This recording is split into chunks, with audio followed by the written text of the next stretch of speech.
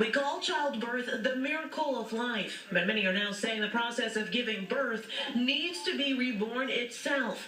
Just ask Central Florida native Brandy Harrison. I went in and actually had an induction.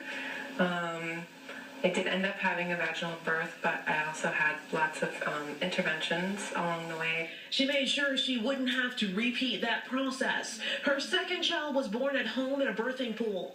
Lisa Basham had a similar experience. I was told that cesarean was the only option I had, and I just went with it.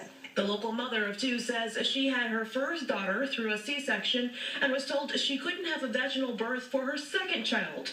She did her research and had a home delivery with her youngest. This really isn't about me. This is, about the fact that 1 in 3 births in our nation are surgical deliveries, and also the fact that 9 out of 10 of those women will go on to have repeat cesareans. Both moms paired up with doula Michelle Isla and birth photographer Laura Vale to organize the second Rally to Improve Birth in Altamont Springs. The first thing is that they should know that we spend the most money in healthcare, specifically in maternity healthcare, than any other country. Yet we have the lowest, the worst outcomes of any developed country. Organizers are calling for less medical intervention.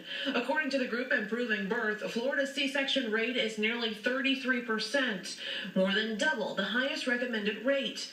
Organizers say it's a sign moms, dads, and even those without children like Vale need to speak up. I haven't had children yet, but I feel like every woman needs to be informed of her options in childbirth before she gets pregnant. That way she can have the best knowledge and the most information going into it so she can avoid negative experiences before they even happen. In Orlando, Kimberly Wickens, Fox 35 News.